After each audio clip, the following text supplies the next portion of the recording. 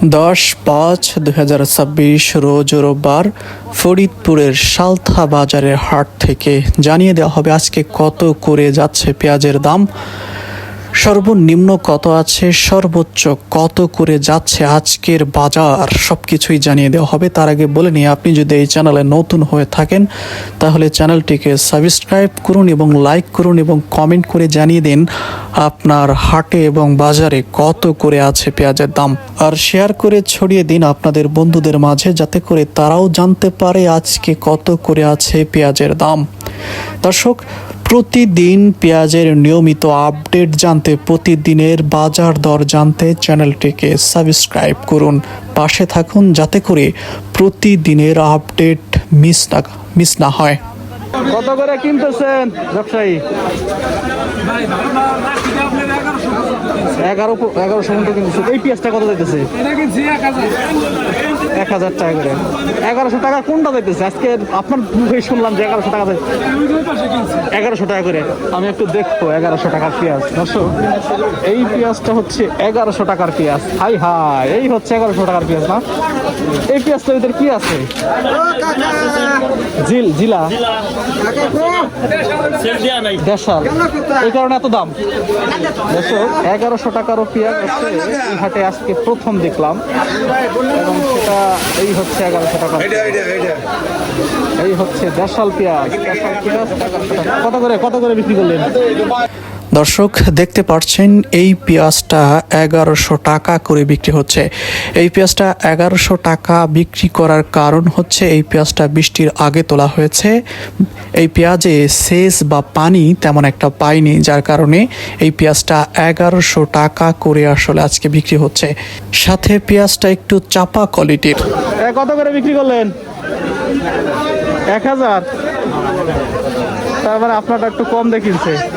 নিচেরটা থেকে 1100 টাকা করে, নিচের 1100 টাকা করে কিনছে। হ্যাঁ, নিচের 1100 টাকা করে কিনছে। আপনারটা কম দিল কে?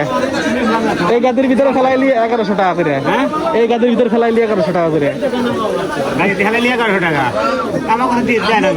বুঝলাম না, আপনি ঠকছেন। বেইসা ঠকছেন দেখলাম। কি করা, কিছু করার নেই।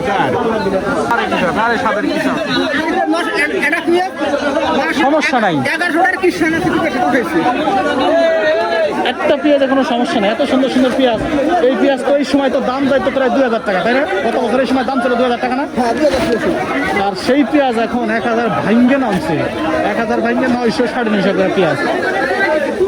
এবং ব্যাপারীদের সাথেও কথা বললাম, তারা বলতেছে যে দাম সামনে বাড়বে এমন কোনো সিস্টেম নাই, সামনে আরো এলসি আসবে, অর্থাৎ ভারত থেকে আরো পেঁয়াজ আসবে।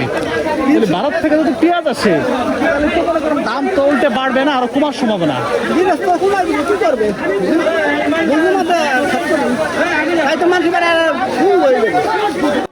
দর্শক, একজন কৃষকের সঙ্গে কথা বলছিলাম, তার বিষয়টা আসলে জানার চেষ্টা করছিলাম এবং আপনাদের জানানোর চেষ্টা করছিলাম।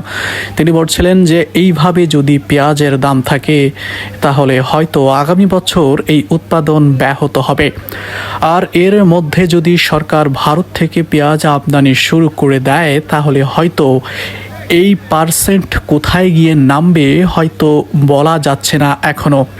দর্শক, আপনারা জেনে গেছেন বর্তমান সময়ে পেঁয়াজ কিন্তু পচতে শুরু করেছে, অর্থাৎ পেঁয়াজে ঘাটতি শুরু হয়েছে। কৃষকের ফুল লস, কারণ এদিকে পেঁয়াজের দাম নেই, ওদিকে পেঁয়াজ পচতে শুরু করেছে।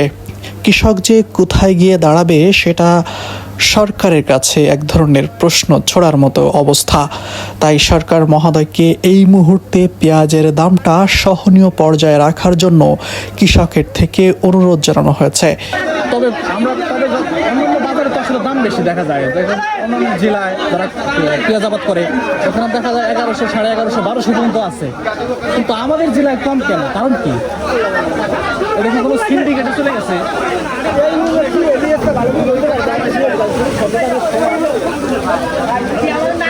দর্শক, একজন কৃষকের সঙ্গে কথা বলছিলাম, আলোচনা করছিলাম, জানছিলাম এবং আপনাদেরকে একটু জানিয়ে দেওয়ার চেষ্টা করছিলাম অন্যান্য বাজারের তুলনায় এই বাজারে পেঁয়াজের দাম একটু কমই হয়ে থাকে। দেখা যায় অন্যান্য বাজারে 1200 টাকা হলে এই বাজারে পেঁয়াজের দাম হয় 1100 থেকে 1150 টাকা।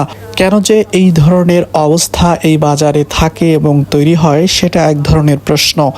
দর্শক, দেখতে পাচ্ছেন কত সুন্দর করে যারা ব্যবসায়ী রয়েছেন পেঁয়াজ কিনে কিনে গাদি করে রাখছেন। বর্তমান সময়ে কৃষকের প্রতি মনে লস রয়েছে 400 থেকে 500 টাকা করে। তাই সরকার কর্তৃপক্ষকে বলবো, কৃষক বাঁচান, দেশ বাঁচান। কৃষক মরে গেলে হয়তো দেশের অস্তিত্ব সংকটের মুখে পড়তে পারে।